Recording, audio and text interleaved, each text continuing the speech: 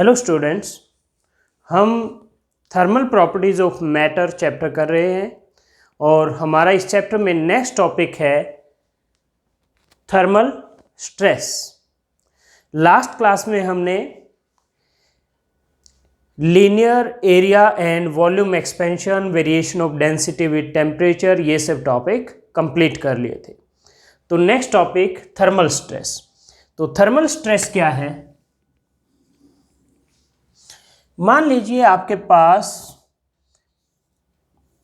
ये एक रोड है इन दो वॉल्स के बीच, यानी रोड के दोनों एंड फिक्स्ड हैं। एक तरह से हमारा ये पर्पस है।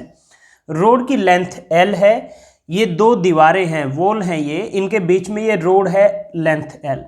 अगर आप इसको हीट करते हो, हीट करने से क्या होगा? एक्सपेंशन होगा, लीनियर एक्सपेंशन। लेकिन क्योंकि दोनों एंड फिक्स हैं तो ये एक्सपेंड नहीं हो पाएगी। तो एक्सपेंड नहीं होगी तो क्या होगा?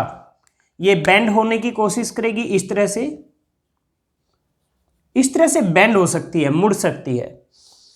लेकिन अगर आप इसको मुड़ने के लिए भी अलाउ ना करें किसी तरह, तो it will be under A stress called thermal stress, called thermal stress. Consider a metallic rod, with rigidly fixed ends,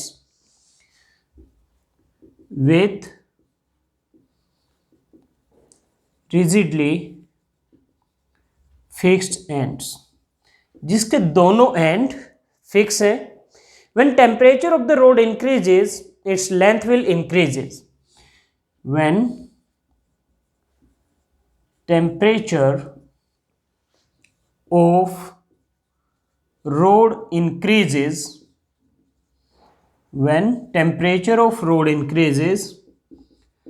its length will increase.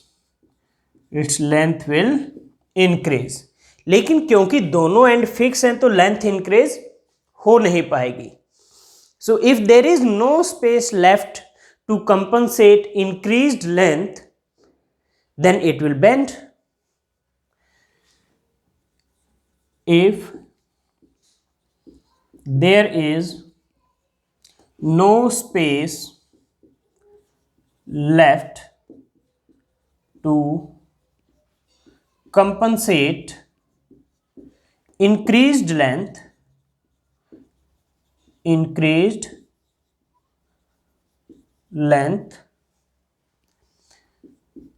then it will bend। लेकिन अगर आप इसको बेंड करने के लिए भी अलाउ नहीं करोगे तो इसमें एक स्ट्रेस डेवलप होगा जिसको थर्मल स्ट्रेस कहेंगे। Okay, if the rod is not allowed to bend, if the rod is not allowed to bend, then it will be under a stress called thermal stress. Then it will be under a stress to called thermal. Okay, if the rod is not allowed to bend, then it will be under a stress called thermal stress,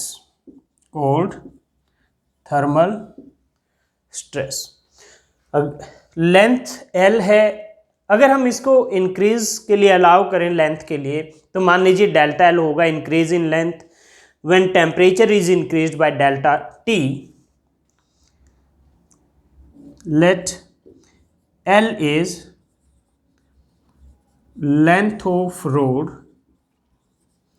and delta L is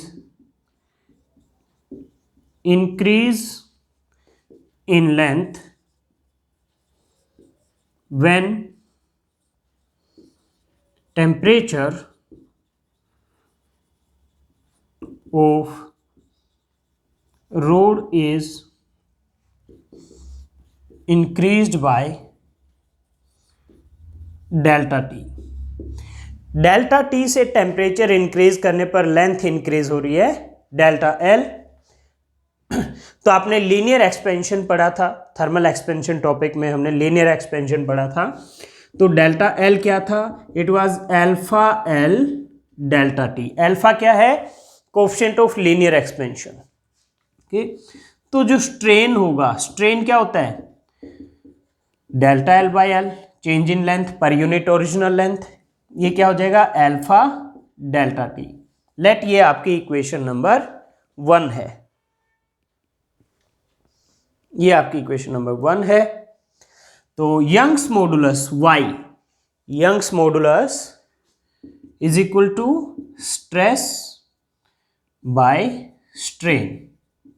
तो यहां से आपका stress आ जाता है y into strain.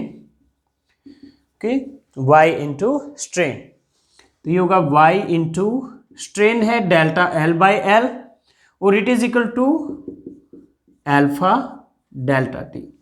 तो ये आ जाएगा स्ट्रेस। स्ट्रेस होगा तो रेस्टोरिंग फोर्स भी होगा। तो हम मान लेते हैं कि ये जो एरिया ऑफ क्रॉस सेक्शन है, ये area of cross section of road वो कैपिटल ए है। If A is area of cross section of road, then force developed in the road is, then force developed in the road is F। Force क्या होता है? Stress into area, because stress होता है force divide by area. तो force आ गया stress into area. So F equal to stress की value है y alpha delta T into A, या फिर y delta L by L into A. So this will be the force developed in the road. Okay, तो ये हमारा topic thermal stress complete हो गया। Next topic है variation of resistance with temperature. आपने resistance पढ़ा होगा 9th 10th में। जब किसी भी कंडक्टर में करंट फ्लो करता है तो उसमें एक रेजिस्टेंस होती है जो करंट का अपोज करती है। वैसे आप 12th में इसमें डिटेल में पढ़ेंगे, लेकिन क्योंकि आप कुछ बुक्स में इस पर्टिकुलर टॉपिक से रिलेटेड न्यूमेरिकल दिए हुए हैं, तो वो न्यूमेरिकल आपको जब तक नहीं समझ आएगा, जब तक आपको उसके पीछे जो फॉर्मूला है वो नहीं पता चलेगा। तो मैं ब्रीफ में आपको थोड़ा सा वो फॉर्मूला बताऊंगा जिससे कि आपको वो न्यूमेरिकल समझने में आसानी रहे। तो चलिए मैं इधर से इरेज करता हूँ, इतना स्पेस काफ़ी है उसको एक्सप्लेन करने के लिए।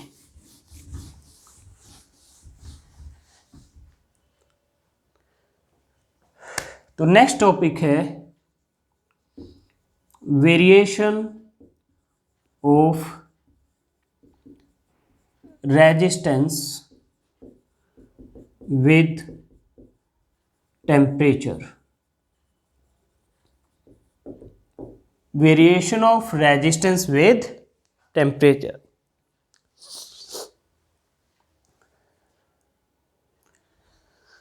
तो रेजिस्टेंस को कैपिटल आर से लिखते हैं।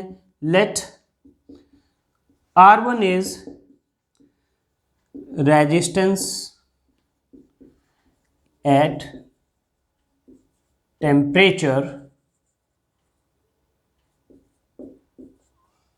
T1, resistance at temperature T1, and R2 resistance at temperature T2. Then R2 is R1 into 1 plus alpha T2 minus T1. R2 is R1 into 1 plus alpha T2 minus T1। यहाँ पर alpha है coefficient of resistance, temperature coefficient of resistance. Alpha is temperature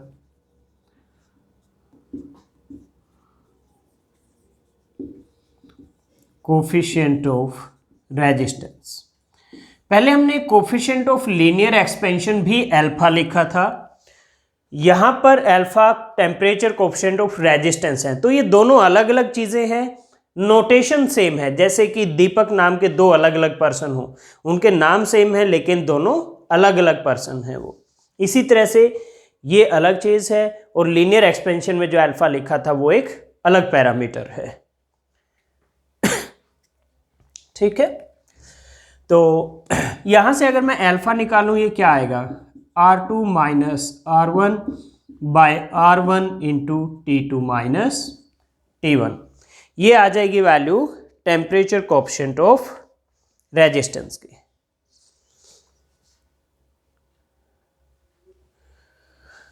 alright students, तो ये है variation of resistance with temperature.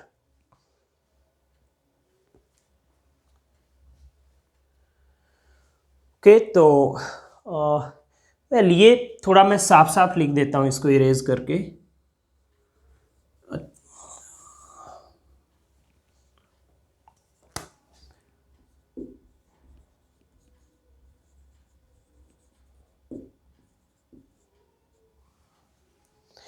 Okay students, तो इस class में यही दो टॉपिक हमें करने थे।